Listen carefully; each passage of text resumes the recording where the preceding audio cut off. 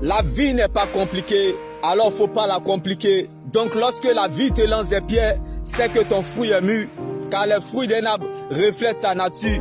Donc le diable cherchera toujours à te montrer ce que tu penses, car la vie est ce que nous pensons, mais l'éternité est ce que Dieu pense de nous. Donc Dieu te fera toujours apprécier ce que tu es. Alors, ce n'est pas la joie du moment qui compte pour Dieu, mais plutôt la finalité de son plan qu'il a déjà établi pour votre vie.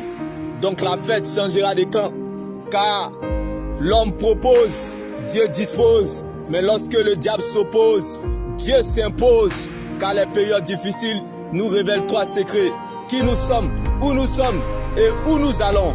Tout ce qui t'arrive t'emmène quelque part, t'introduit quelque part qui est mieux que là où tu as quitté hier. Donc dans tout ce qui t'arrive, c'est pour qu'en toi, tous puissent voir ce que Dieu est capable de faire. Le silence de Dieu attire le silence de l'homme. L'action de Dieu sera votre réaction. Mouvement, changement, direction, préparation et devenir.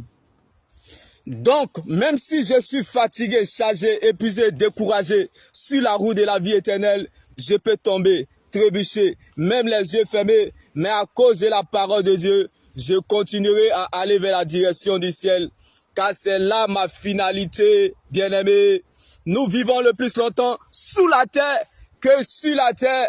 Donc, nous ne sommes pas, bien-aimés, des résidents sur la terre, mais plutôt des voyageurs, car notre vie sur la terre est limitée. Donc, vivre heureux et dans le bonheur n'est pas de vivre longtemps, mais plutôt d'accomplir sa mission sur la terre. Mais accomplir sa mission sur la terre ne dépend pas de notre état social, car ce n'est pas ton rang social qui compte pour Dieu, mais plutôt ton rang dans le royaume des cieux. Si vous voulez vous sentir riche, regardez de toutes les choses que vous possédez, celles que l'argent ne peut pas acheter: votre âme, le réveil, le sommeil, la fidélité de Dieu à votre égard, le souffle de vie que Dieu vous offre avec gratuité. Vous n'êtes pas plus meilleur que ceux qui jouent le temps additionnel à l'hôpital. Vous n'êtes pas plus parfait que ceux qui sont à la fin du match au cimetière. Pour celui qui vit, il peut toujours encore attendre quelque chose, car un chien vivant vaut mieux qu'un lion mort. Alors ne vous faites pas de soucis de ce qui ne peut pas ajouter un seul jour à votre existence, car la mort est le meilleur conseil que je connaisse. Le piège évité de penser que vous devez perdre quelque chose sur la terre. Vous n'avez rien apporté, alors vous ne pouvez rien emporter. Vous êtes venus nus, vous retournerez nus. Alors, bien-aimés, sachez que la vraie richesse, c'est ce qui reste lorsqu'on a tout perdu son argent. Jésus-Christ de Nazareth. Alors, bien-aimés, si Dieu vous utilise pour enlever la douleur de quelqu'un, vous êtes plus qu'un milliardaire. Car, bien-aimés, c'est par le sens du sacrifice pour les autres qu'on devient roi. Jésus, riche qu'il était, s'est fait pauvre.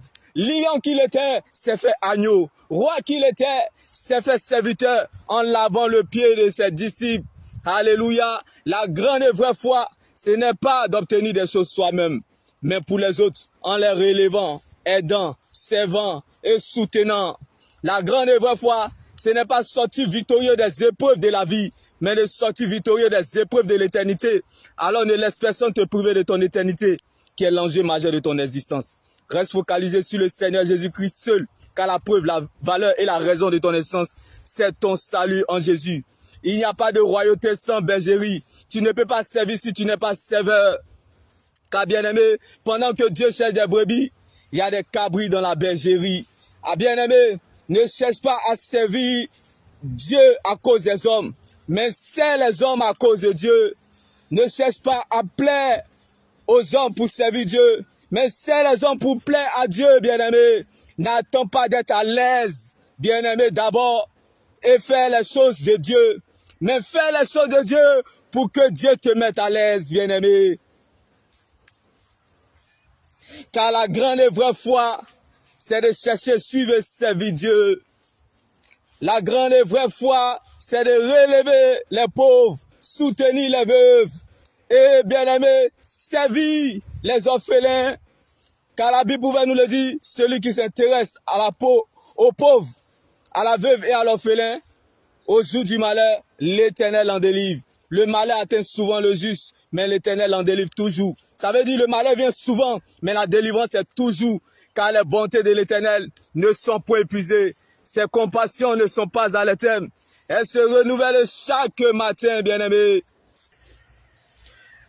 Rappelez-vous, lorsque vous quitterez cette terre, vous n'emporterez rien de ce que vous avez reçu, mais plutôt de ce que vous avez donné. Donc il y a quelque chose que tu peux donner aux autres, quand bien même que tu n'as rien. La chose de Dieu qui est en toi, certainement te donnera accès à ta liberté.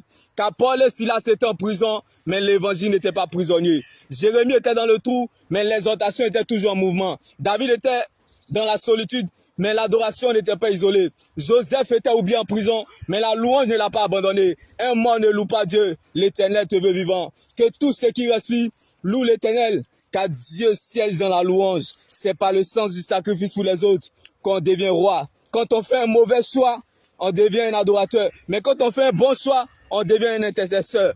Car l'avenir d'une église dépend de son intercession. L'avenir du peuple dépend de son obéissance à Dieu. Et les fruits que nous recherchons pour notre liberté dépendent de notre relation avec Dieu. Car c'est de notre relation avec Dieu que découle tout le reste. Il n'y a rien que le diable va ajouter sur votre vie que Dieu ne vous a pas donné. Oui, il n'y a rien que le diable va ajouter sur votre vie que Dieu ne vous a pas donné, bien-aimés. Car la présence de Dieu est capable de faire pour toi ce que l'argent ne peut pas faire pour toi. Le diable peut voler l'argent pour te le donner, mais il ne pourra jamais voler un cœur pour te le donner. Ce Jésus-Christ est capable et peut ordonner à quelqu'un que tu n'as jamais vu afin de faire pour toi ce que les gens qui te connaissent n'ont jamais pu faire pour toi. La grandeur ne surprend pas les grands, dont tes épreuves sont liées à ta grandeur. Le degré de tes épreuves est proportionnel à la gloire qui t'attend. Il n'y a pas de gloire sans brisement. Donc si vous n'êtes pas brisé sur la terre, c'est que le ciel n'a rien à vous offrir. Donc si tu n'apprends pas à être un sujet d'humiliation, tu ne vas pas apprécier la gloire de Dieu quand elle viendra. Chacun de nous a une raison qui lui fait pleurer dans la vie. Alors si tu es en train de pleurer, c'est que tu as très bien commencé. Car on ne commence pas la vie sans pleurer. Si tu commences sans pleurer, c'est un problème. Car l'enfant naît, grandit, vieillit et il meurt. Donc il y a toujours un après cela dans la vie. Tu n'es pas en train d'écrire la dernière page de ta vie. C'est juste une période de la vie et non la fin de ta vie. Certes, tu ne peux plus retrouver l'étape que tu as perdue, mais tu peux quand même réécrire une nouvelle page avec Dieu. Car là où la main des hommes s'arrête, c'est là la main de Dieu est disponible pour toi. Si les gens n'ont rien à faire avec toi, c'est que Dieu a quelque chose à faire avec toi. Alors ne cherche pas à savoir si les gens sont avec toi, mais cherche plutôt à savoir si Dieu est avec toi. Car lorsque Dieu t'attend la tête, il compte sur lui-même pour t'accompagner. Car les bénédictions futures attirent toujours des batailles et des combats dans le présent.